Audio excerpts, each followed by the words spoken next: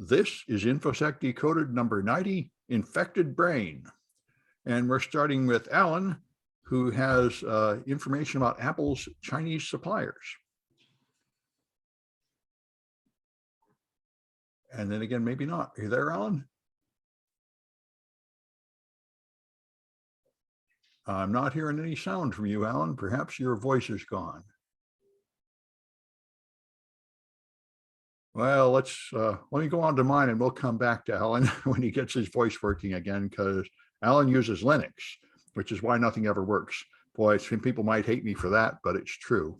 Anyway, so there's these 1,200 phishing toolkits capable of intercepting 2FA in the wild. And this is, of course, Kaitlyn Simpanu at the record, who is responsible for like an enormous amount of wonderful security articles.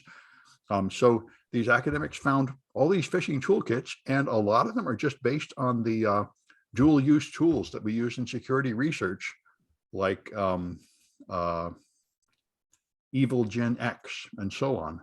And the part that surprised me is I thought they put you in the middle. So you go to a page, you think you're logging in, but you're giving your data to the bad guy. And I thought HTTPS would prevent that. But what they do now is they get real HTTPS certificates. Evil Gen X does this automatically. It gets a free certificate from Let's Encrypt, and you have a real HTTPS connection. So I guess the only clue you'd have is that the domain name of the link you clicked on is probably wrong. But if you're using a mobile device, they don't even display that. So it's really quite effective. And they sit in the middle and collect your credentials and then log in as you. And they say if they're doing the ones that log into your bank accounts, they know that they don't have very long, because bank accounts don't reuse cookies and they kick you out after inactivity and stuff. So they just steal everything right away. They don't like plan anything persistent and have a long-term attack. It's just a smash and grab attack.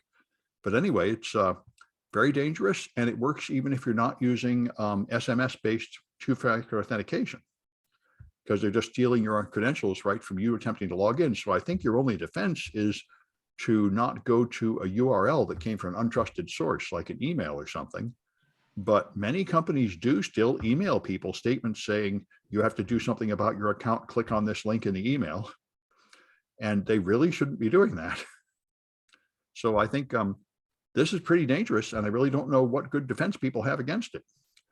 To some extent, things like Microsoft's online filtering will help. They'll block the known phishing sites, but that's not going to help you if it's a new one, and they rotate them frequently. So anyway, it's good to know about, but I really don't see a strong defense available for users. And let's try Liz, who's got drugs. Yeah, drugs and crime. So I have two stories that kind of go together here. The way of the future is my new term that I learned is proactive criminalization. So the first story concerns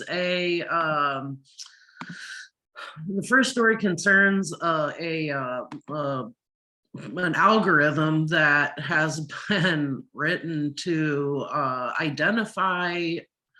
apparently identify illegal recreational drugs before they're illegal. So essentially they are training this with based on regular drugs that are available right now, and using it to apparently be able to identify what they call research chemicals now, which are, people will order a bag of some chemical from China that's like an analog to an illegal drug here, and then take that, and it gets through customs because it's not the illegal drug specifically. It just mimics the same effects essentially, or it's one molecule off, so it doesn't trigger the sensor. So now they've found ways to identify things that just might be illegal or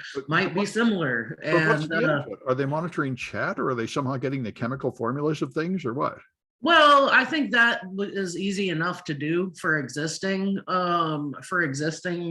recreational drugs, because that's how they formulate reagent tests, for example, so that law enforcement officials can test items in the field to see, like, is this really cocaine or is it a bag of powdered sugar, for example. So I think that's how they're doing it. But what is the AI listening to? The AI That's what they're using by feeding it. That they're feeding it the structure of existing drugs. But what is the input of potentially suspicious stuff? That's the so essentially they're putting in this they're putting in the list of existing stuff and then using that to come up with new structures that could be illicit drugs. I mean, it's really pretty wild. It's called dark NPS. So the way they described it is it works a little bit like a human brain when you hear a sentence. And essentially what it does is it takes up basic chemical components of those structures and then looks for patterns in them. So just like we would with syntax, it's looking for anything that's going to be a similar structure to, say, cocaine or heroin or whatever. Okay. But I mean, that there's some issues here, and this is a real good way to get a lot of false positives. And when that happens, it's great because China has come up with an AI prosecutor that can charge folks with crimes. So they can just feed your the results of your fake drug bust into the AI prosecutor, and then you're really screwed. But from what I've seen of like AI chatbots and stuff, AIs are terrible. They don't even know what you're right. Right. This is that exactly. It's pretty bad. So this is the Shanghai police have come up with this, and they've gotten it to the point where they said that it processes case files and removes irrelevant information, and it's like, okay, that sort of makes sense. But then the article goes on to say is that they've gotten it to the point where it can identify and charge criminals with their eight most common crimes: credit card fraud, gambling, reckless driving, intentional assault, obstructing an officer, theft, fraud, and political dissent. Right, but political dissent is the only one I can understand where an AI would come in, because that would look at your chat. How are they going to, is the AI going to charge you for reckless driving? Well, there are problems with this. But yeah. I mean, I could see the reckless driving one almost, because there are cameras everywhere. So I could see it. I could see how that would kind of come into play, I guess. But do you remember the traffic in Beijing? How could you possibly tell reckless driving from what everybody does all the time? That's an excellent point. But they haven't, there's some other problems here in that nobody's really figured out how they're gonna do error handling with this. So yeah, well, hopefully anything flagged by the AI is then reviewed by a human. I would hope. Yes. Let's hope. And the same with the illicit drugs of the future that don't exist yet. Well, that one is really pretty strange, because a lot of legitimate drugs with good medical purposes are just very closely related to these illegal ones. Yeah. And this is where you hit the really nasty thing, which is there is actually no good reason for the illegal ones to be illegal and the legal ones to be legal. It's not really like you can tell that this one is 100% bad. There's a strong argument that you should just legalize them all, and they each have certain controlled valuable uses. Yeah. Anyway, all right. So, and Kaitlyn has got Indian protest. Kind of a protest.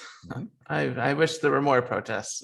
They apparently they should have been protesting earlier. So the Independent has an article talking about how Foxconn factories that make iPhones in India have been mistreating their labor. And so this is written by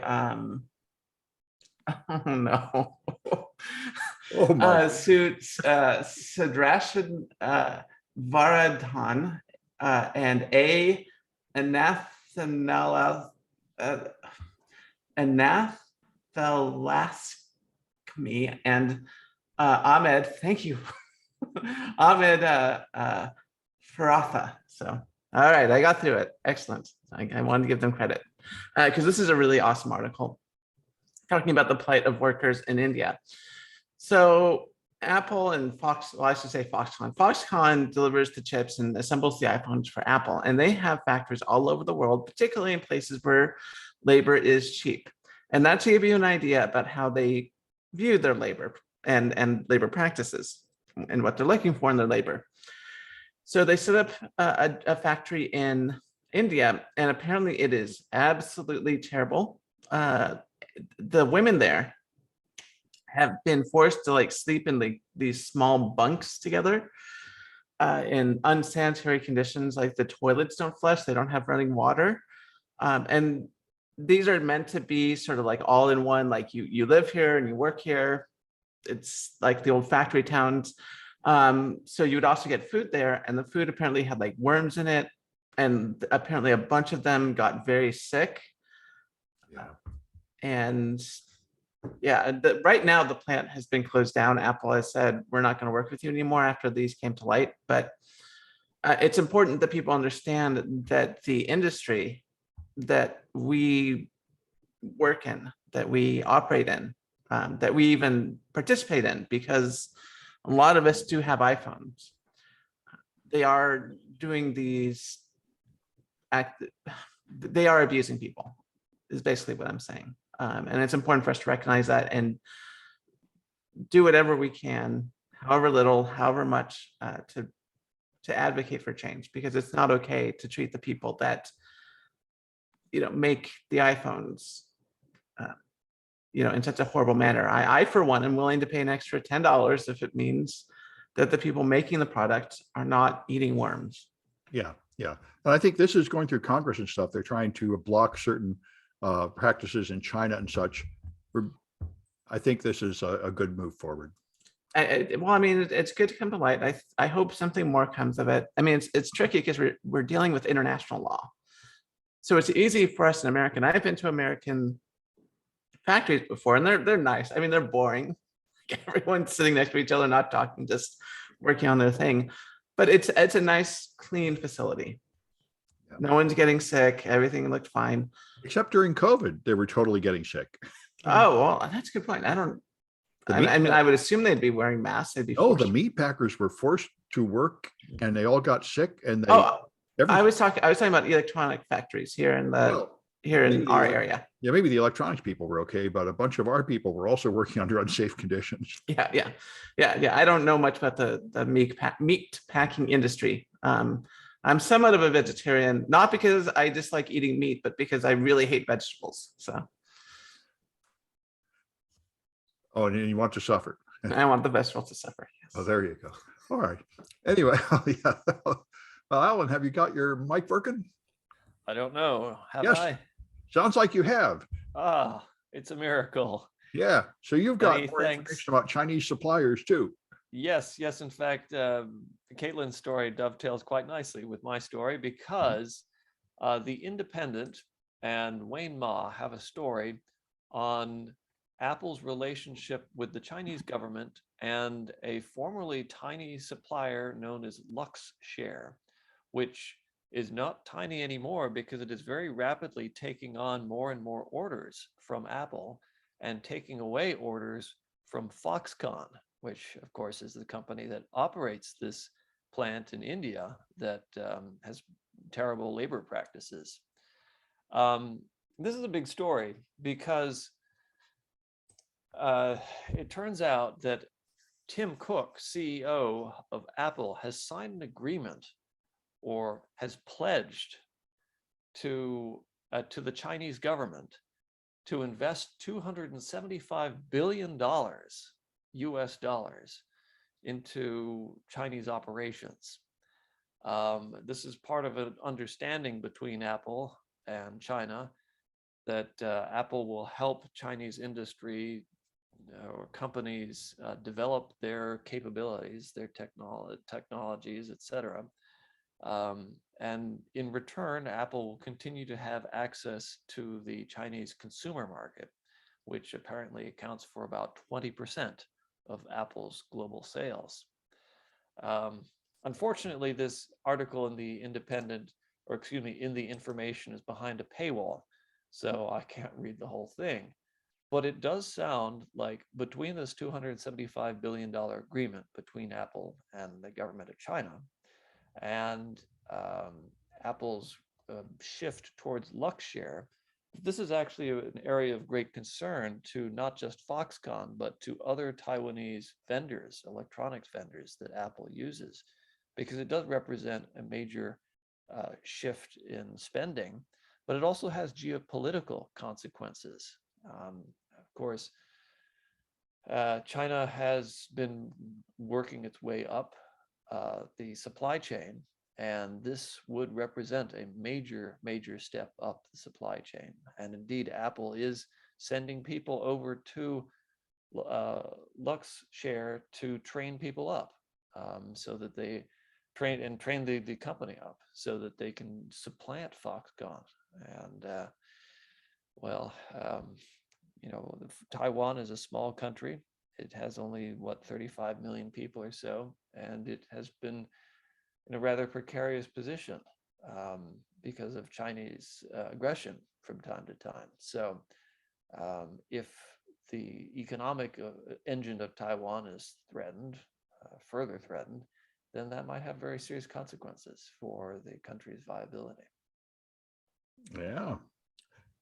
All right. Why don't you go ahead with this one that's probably going to get YouTube to ban us about SARS infection? Oh, yeah. Well, the study is entitled SARS-CoV-2 Infection and Persistence Throughout the Human Body and Brain. And it is written by, well, like 24 researchers. It is currently in review. It's a preprint. I believe it's to be printed in the journal, science journal Nature. But in this study, the researchers wanted to take a look at what happened to people post-COVID. And they found that indeed people who have died post-COVID, let me back up and explain that what they did was they autopsied 44 people who died, not necessarily because of COVID. They just happened to die post-infection with COVID. And what they found was, upon autopsy, and is that all 44 people, all 44 patients had some kind of residues of COVID, shall we say. And they found cells, or they found viral particles in cells throughout the bodies of these 44 people, up to 230 days after the onset of symptoms. So for about 2/3 of the year, better than 2/3 of the year, people who had previously been infected with COVID still showed traces of COVID viral particles throughout their body, including their brains, which is something that I talked about before in an earlier podcast. There's a couple of previous studies that looked at brain changes and such because of COVID infection. And this study shows that there are viral particles remaining in people's brains long after the infection has been cleared, presumably. So one important discovery in this was that they did not find a lot of inflammation or what they termed direct viral cytopathology outside of the lungs. So in other words, they didn't necessarily find symptoms of disease outside of the lungs. But you're not really supposed to find viral particles in the brain post-infection. So that's supposed to be a blood-brain barrier. Yeah, the blood-brain barrier. Yeah. So that's still a very consequential finding, even if there's no signs of cytopathology in the brain itself, that's still very concerning. And this presumably would be the basis of long COVID.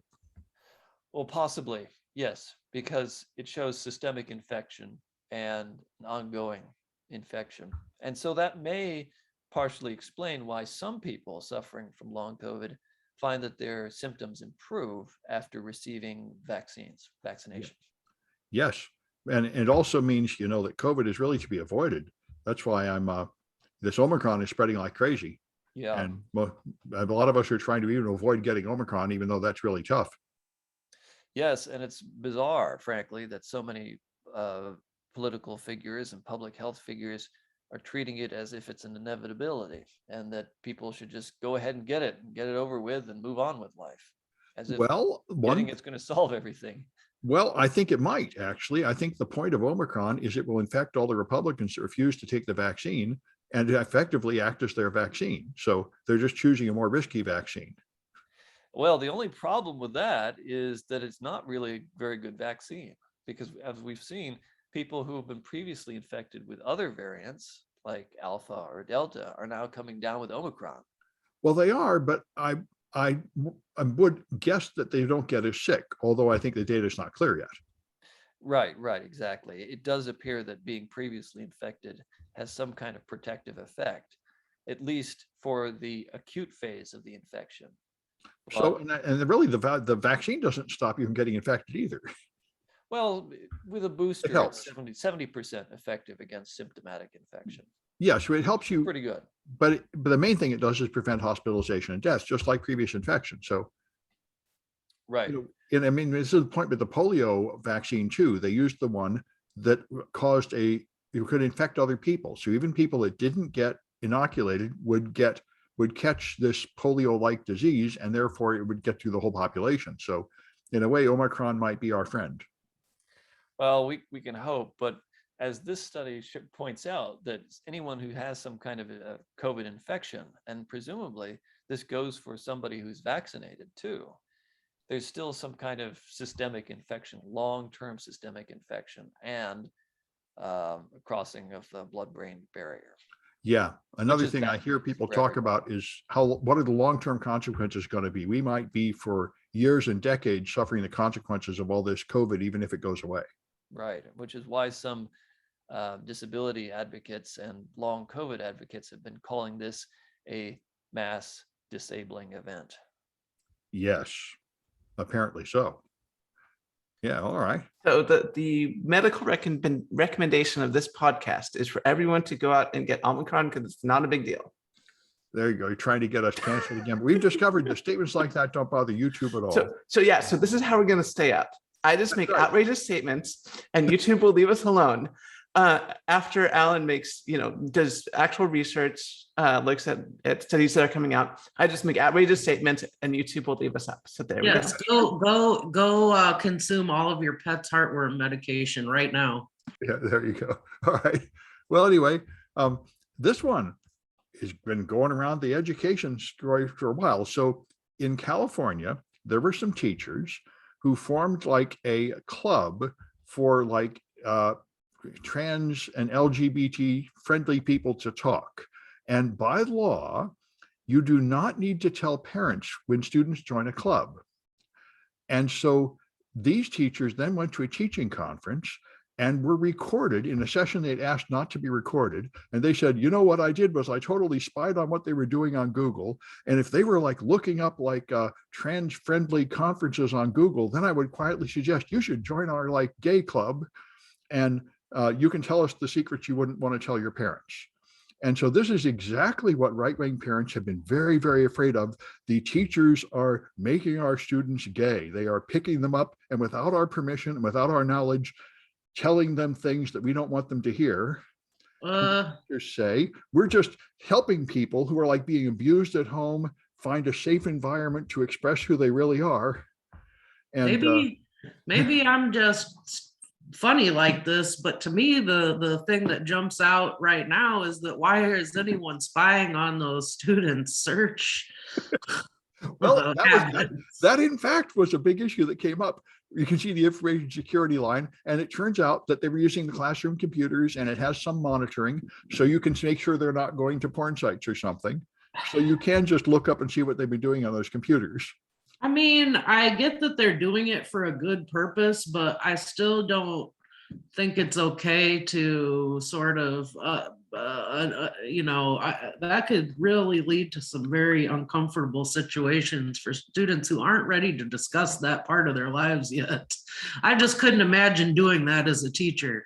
You put it out there and you say, this is here if you're interested, and then you leave it at that. Yeah, I was thinking as a teacher, I would say, I am not qualified. I'm not a psychotherapist or child development specialist or whatever I ought to be to tell this student, oh, you're gay, you should join our gay club and not tell your parents.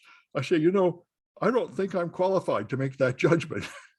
And I don't think I want to defend before the authorities my qualifications and my right to do that.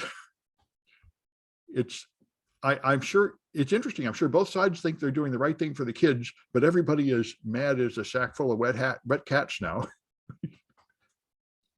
Anyway, I've always stayed out of the private part of my students' lives.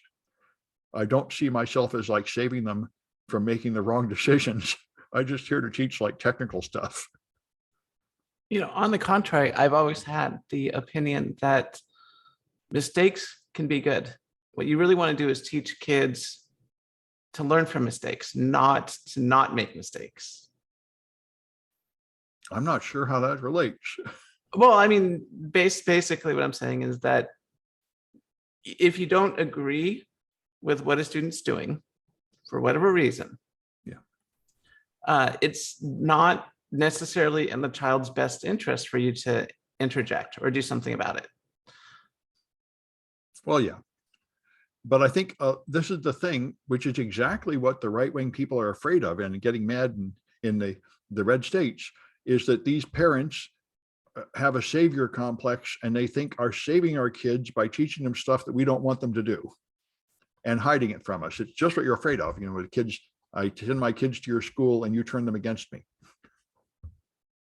To be fair, I mean, if there was an actual teacher or an actual institution that rallied the kids together into a bunch of rebels against their parents, that'd be kind of awesome. There you go. That's California. Attack the system, kids, do my bidding. Well, apparently, to some extent, that is happening, and the parents are reacting just as you might expect. Anyway, so Liz has got floppy disks. Floppy disks? Exactly. This story just kind of stood out to me because I wondered if I had, hit my head and woken up 20 years ago, because I just checked the date on the story. Yeah, exactly. That's what I did too. So this story is from this week, and it's about the Tokyo police having the most anachronistic data breach ever, because they lost 2 floppy disks containing PII on folks who'd applied for public housing. And I'm like, floppy disks? What kind of system are they using? Yeah, apparently they still use those. And then I'm thinking, if somebody was to actually make use of that leaked data, they'd have to go find a floppy drive and then figure out a way to connect it to modern technology. I'm sure USB-C floppy drives exist. I just haven't personally seen one. I have some. Nice. I haven't had any in years. Maybe one day we're going to have a data breach where somebody loses some paper tape. Right, exactly. So that is all. I just had to share this story because it was so weird because of the legacy tech. Yeah, indeed it is. All right, and Kaitlyn's got the space station.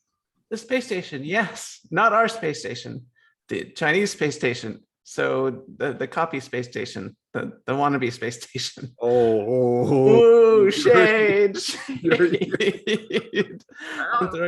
I'm throwing shade. No, actually, the reason I want to talk about this article is because of the subtext.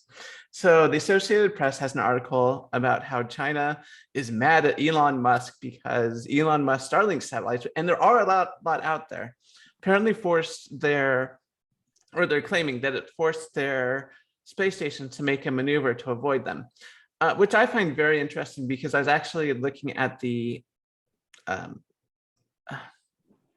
telemetry of Elon Musk's satellites and the Tiangong, the Tiangong space station. So the Tiangong orbits at a almost perfectly circular orbit, going between about 390 kilometers above the Earth's surface to about 395. Most of Elon Musk's Starlink satellites are up around 500 kilometers above the Earth's surface. And the ones I did see that were in the 300 range were well below 390. They're like 370, 360, well below that anything that would hit the station. But it's not unheard of for space stations, including the International Space Station, to make routine maneuvers to make sure they don't hit anything. So that's very normal. The other context that's not really mentioned in the article is that previously China has been responsible for blowing up some satellites, creating a bunch of debris, which really created an issue for things like the International Space Station. So now they're complaining about well-tracked objects like that they can easily avoid. No, something is very fishy here. And I think what's happening is they got into a lot of flack for that. And I think they're trying to spin it in a way that they can get an advantage because Starlink is a threat to their model of government. So in China, they really try to restrict internet access. You have to go through the Great Firewall. They really want to control the information that the public gets. But Starlink satellites, anyone can connect to and get access to the entire internet without the Chinese government even knowing. And so as far as I can tell, there's this subtext here that the Chinese government is just going after Elon Musk and his Starlink satellite because they just don't want people to have that internet freedom in their country. So, but I'm sure he's going to lock out people that didn't pay, right? I assume, you would have to pay for internet service, but so that would mean the people in China would have some barrier to just connecting. True. All you need is one person to have the money to connect to Starlink. Yeah. And they can share that internet connection with their entire block, download articles, put them on USB, send them around. There's a lot of things you could do. And it's just, the subtext is what's really key here. But you've got to have the actual dish, their proprietary dish to do it. And they could just ban people from having the equipment. I think the real issue is VPNs, which are all over the place. When we went to China, the hackers would sort of compete about whether my VPN can punch through the firewall. I can get anywhere I want. I'm cooler than you. So anyway. Yeah, there's a lot of ways around it, but definitely, the Starlink is antithetical to Chinese policies. So Well, Elon Musk is a demonstration of exactly what they're trying to avoid, having any tech billionaires. They've been working hard recently to suppress all that. They don't want rich, powerful companies. They don't want rich, powerful billionaires that get as powerful as the government, and they're really crushing them down. Yeah, and to be fair, that's not necessarily a bad idea. Certainly that the rich billionaires controlling the government, lobbyists, putting money into politics, all this has been disastrous in the United States. Now, I just don't really think we should be looking at China as a guidepost for modern democratic principles.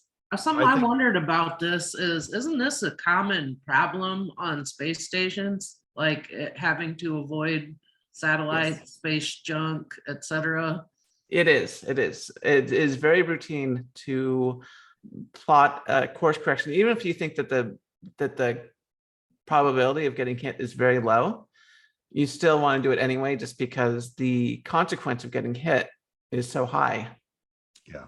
So do you think that this is a convenient, do you think that Starlink would be sort of a convenient target that was singled out here Yeah, absolutely, totally. Like I said, China has in the past created their own hazards, like real hazards, not just like we're putting up a satellite that's well tracked. They blew up satellites, created debris that couldn't be tracked, created a huge issue previously. So they are the last people on planet Earth to complain about space junk getting in the way of their space station. But the other thing too is, of course, that every other satellite has to be tracked, and they have to make maneuvers to make sure that nothing might hit their station. And the fact that they're just targeting Starlink, I mean, yeah, no, it's pretty obvious what's going on. Okay. Well, good. And Alan has got Blackberries. It's the end of an era again. BlackBerry is going to stop provisioning its phones come January 4th. And that means that their phones will not be able to connect to cell phone networks and the like. They will become increasingly useless. So are they going out of business or what? No, BlackBerry is still alive, but mostly I think because of its acquisition of Cylance a few years ago. And so they pivoted to being this kind of enterprise security something company. I don't know quite. It's amazing that they actually continue to exist because they haven't been relevant in the mobile phone space for over a decade now, it seems. So I guess there are still a few people using their BlackBerry phones. I know some people love those BlackBerry tactile keyboards, but this really will effectively end the usability of BlackBerry devices. So the only way to use your BlackBerry would be to somehow hack it. Right. Yes. Yeah. And you would need to be a pretty awesome programmer to do this. Yeah. All right. And so this one I thought was pretty simple. So there are a bunch of encrypted storage devices, a lot of them, that just use out-of-date cryptography. I was sort of surprised and in a way not surprised. They haven't updated their stuff. So the vulnerability of all this encryption is that they use MD5-based PBK DF2, password-based key derivation, and they use a fixed salt that is hard-coded and never changed, and you can find it. So you can just brute force them. They're basically using like Microsoft's old hash form, the landman hashes. They're using just a primitive form of hashing passwords, so you can brute force them. And, it's kind of ridiculous. It's like maybe 15 years ago, RSA was actually issuing HTTPS certificates based on SHA-1 or MD5. I think it was MD5. So you could actually duplicate them. They just need to update their cryptography. They're using cryptography that's about 20 years out of date. But a lot of people do this. Yeah, 1,000 iterations of MD5, which is pathetic. I mean, the standard now is like 5,000 rounds of SHA-512 plus a 16-byte random salt. So it's a very silly mistake, but apparently affects a lot of vendors. And then we've got Liz with the hidden SSD area.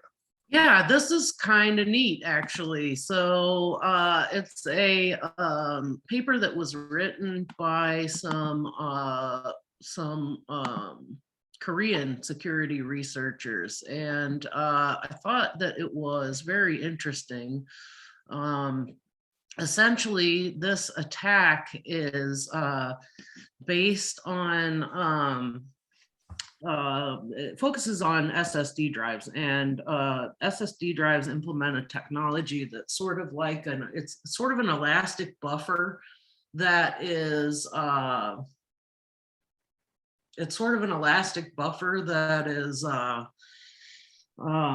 sorry, I'm just like a little distracted because it looks like something's on fire outside. There's a video of that happening in Colorado. People are trying to go to the restaurant and the whole place starts catching on fire and they're all running out to their cars. Yeah, I'm like, is that close enough to worry about? Not just yet. But it's interesting because this essentially the SSDs and a lot of technology does this. It's not just SSDs, but it utilizes the sort of an elastic buffer that's called over provisioning is the term for it. So there's this sort of elastic buffer that expands and contracts in relation to various things like read write speed, et cetera. It's meant to optimize. It's meant to optimize that. And what's very interesting about this is the space isn't it's out of reach of most of your standard antivirus tools, scanning mechanisms, etc. So it's a great place to hide malware, and you can stick all kinds of nasty things in there. And do all kinds of bad stuff with it. So I recommend reading this paper because it's really quite fascinating. They pretty go. It's quite well written, and they go in deep on some of the nasty things that you can do with this. One of the other cool things about it is that you can use it to recover. Sometimes you can use it to recover or reveal data that hasn't been deleted in over 6 months. So that's pretty cool. I remember I did a DEF CON talk about that years ago. Yeah. There's no way to really erase these things anymore. Nope, because once it's in there, you can't see that it's there. You don't know that it's there. You can't access that sector. So and you can't prevent your stuff from going in there. Mhm. It automatically throws junk in there, and then it's Yep, and you never know what's there. I mean, and it's boy, this is a pretty insidious attack too, I think. But I haven't heard of anybody putting malware in there. What kind of attack would do that? Would that be a virus? They need administrator privileges, I guess, or physical access to the drive, or what? That's a good question. I didn't they didn't cover that part in the paper, but I'm thinking you could make pre-owned drives. You could shell them with malware already on them. I mean, you could, one of the other things is like, how is this firmware written? It may be easy to get into the Uh-oh. It looks like Liz got nuked. Wait a minute now. Kaitlyn vanished too. I'm here. Okay, disturbance in the force. Yeah, I think Liz is frozen out, which tends to happen in her. It's probably the fire. That's true. That's true. Her house might have burned down. Liz, get out of your house. Anyway, well, let's move along. And you've got Winnie the Pooh. Yes, hopefully Liz will be alive next week to tell us the harrowing story. Yeah. So the Smithsonian Magazine has an article talking about what is going into the public domain starting January 1st. It's the end of the year. And on January 1st, all kinds of new stuff enters the public domain. By the way, I think we just got a thing on Twitter by Liz. Nothing that matters. No. Yeah, nothing that matters. Okay. Bad timing. All right. So so the Smithsonian is looking at all the things that are entering the public domain on January 1st. So some interesting things are joining the public domain. Of particular note is the original Winnie the Pooh. So this is the original book written by A.A. Milne and with art by Ernest Shepard.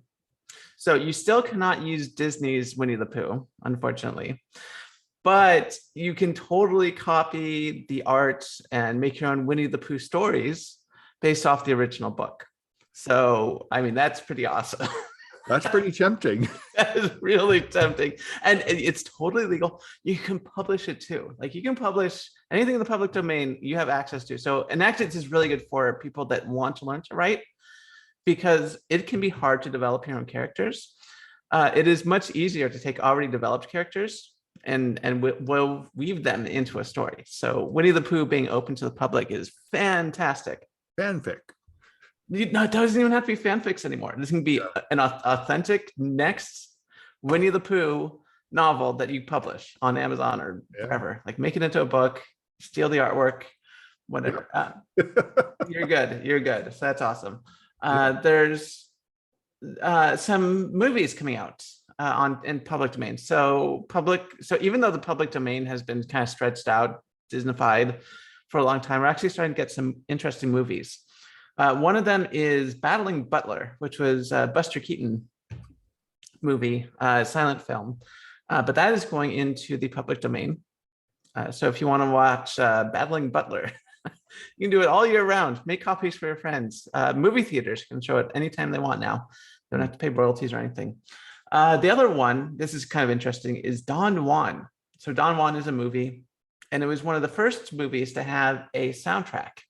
Now, this does not have speech like The Jazz Singer, but it does have music. It does have sound. So we're starting to get movies with sound in the public domain.